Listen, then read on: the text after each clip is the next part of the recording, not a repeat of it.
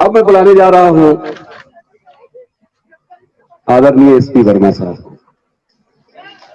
कितना बड़ा विजन है आप सोचिए। एक लड़का पढ़ाई करता है, सपने देखता है कि मेरी नौकरी स्टेट बैंक में लग जाए। स्टेट बैंक ऑफ इंडिया में प्रोबेशनरी ऑफिसर की नौकरी लगती है ना, तो उसके घर वाले यज्ञ करवाते हैं, शादी होती है, तो आजकल तो 1-1 करोड़ दहेज मिलता है। आप सोचिए, गहराई से सोचिए, स्टेट बैंक के चीफ मैनेजर बनने में एक बैंक के पीओ को कम से कम 15 से 20 साल लग जाते हैं, लेकिन वर्मा साहब ने उस शानदार जॉब को आरसीएम बिजनेस के लिए साइड किया है। ऐसे महावीर, ऐसे हिम्मती और जांबाज साथी को हम सब मिलके सलाम करेंगे, सैल्यूट करेंगे और एक बार मैं चाहूंगा फिर से खड़े होकर के वर्मा साहब का सम्मान करेंगे। वेलकम सर, एक बार जोरदार तालियों के साथ सम्मान कीजिए इनके डिसीजन का। बड़े बड़े लोग के अंदर हिम्मत नहीं है, शायद मैं होता तो इतना बड़ा डिसीजन नहीं लेता। मैं बैंक में हेड कैशियर था, तो मैंने नौकरी भी ज्वाइन किया था, लेकिन स्टेट बैंक के चीफ मैनेजर आज हमारे साथ आरसी में खड़े हैं। This is not a joke my dear. आज की रात नींद नहीं आनी चाहिए। आज यहाँ बैठ करके डिसीजन लेने का समय है, जिंदगी बदलने का समय है। तो एक जोरदार तालियों। Thank you sir, thank you sir.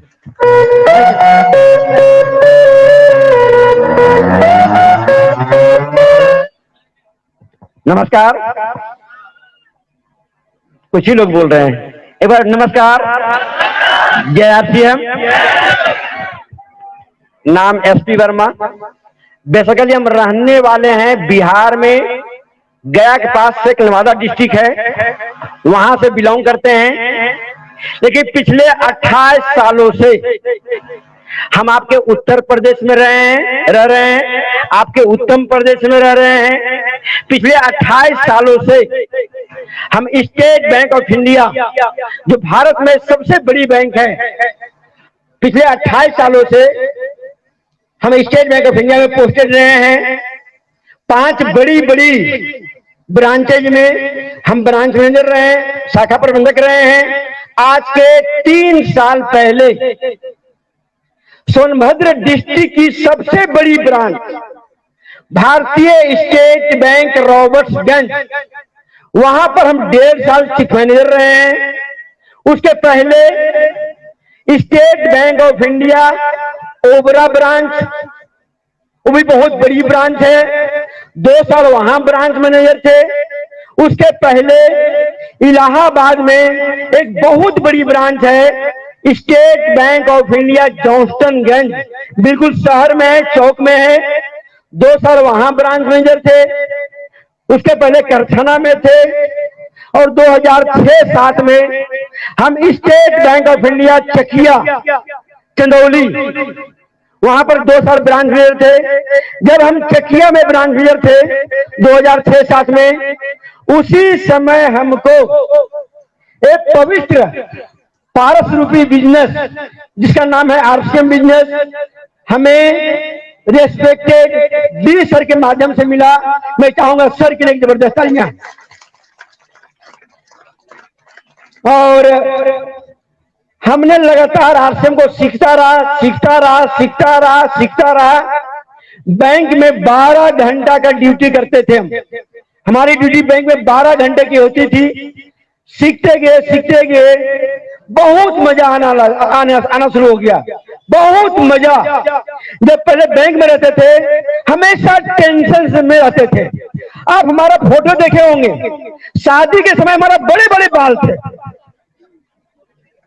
नहीं, जब नौकरी लगी थी हमारे बहुत बड़े बड़े बाल थे, हमारे फोटो देखे होंगे। जैसे बैंक में आए इतना काम करना पड़ा, इतना टेंशन रहा कि सारे पूरे बाल उड़ गए थे। तो बैंक में बहुत टेंशन रहता था, लेकिन जैसे ही जब मैंने आरसीएम ज्वाइन किया, सारा टेंशन हमारा दूर होता गया, सारा टेंशन।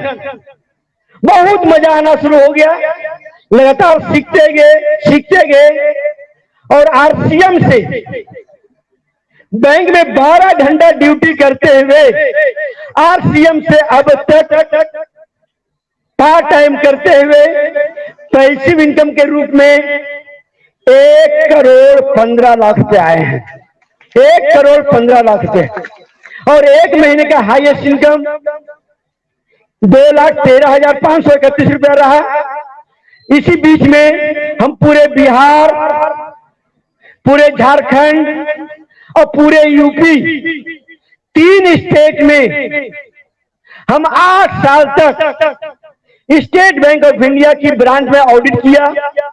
ब्रांच मैनेजर से बड़ा पोस्ट होता है ऑडिटर का, लेकिन वहां पर हमको रास नहीं आ रहा था, मजा नहीं आ रहा था। पैसा तो आ रहा था, लेकिन मनी फ्रीडम कुछ मायने में कुछ हद तक था, टाइम फ्रीडम बिल्कुल नहीं था, सिक्योरिटी फ्रीडम बिल्कुल नहीं था।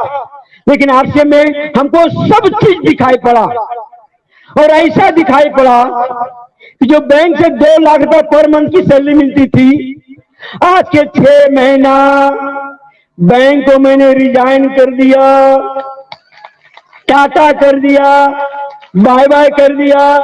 अभी हम प्लान दिखाते हैं जा करके, और लोगों को मालूम चलता है कि बैंक को छोड़ करके आरसीएम कर रहे हैं। वो आदमी हमको बेवकूफ समझता है।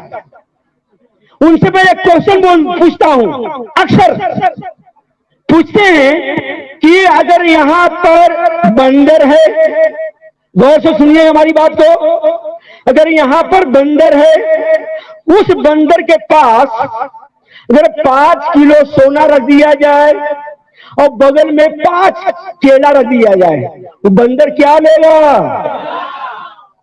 क्या लेगा? क्यों? सोना बहुत कीमती है, 5 किलो सोना है, बंदर सोना क्यों नहीं लेगा? क्योंकि बंदर को सोने की कीमत पता, बंदर को सोने की कीमत पता नहीं है। अगर एक बच्चा है 2 साल का, उसके पास 5 किलो सोना रख दिया जाए और बगल में 5 टॉफी रख दिया जाए, क्या लेगा? क्या लेगा? टॉफी लेगा, सोना नहीं लेगा, क्योंकि उस बच्चे को सोना की कीमत पता है।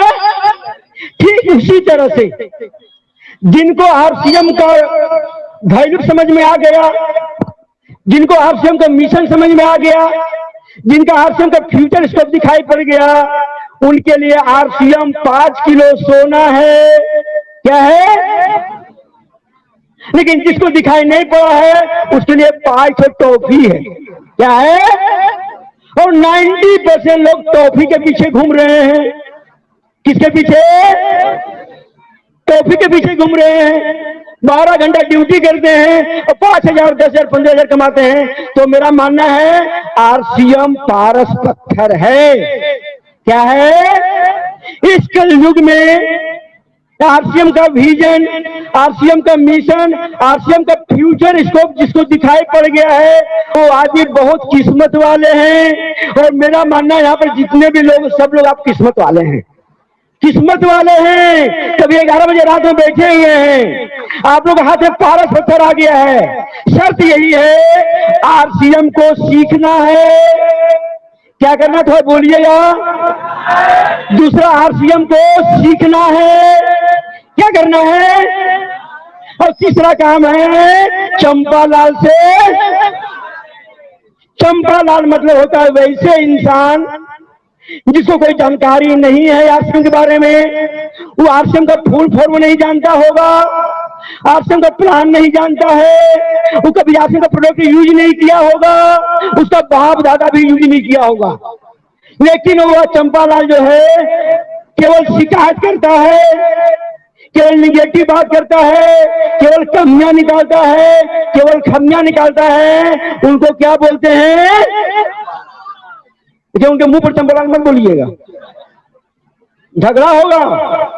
इस 3 फॉर्मूले के जो पकड़ लिया, सीखना है, टिकना है और चंपालाल से बचना है।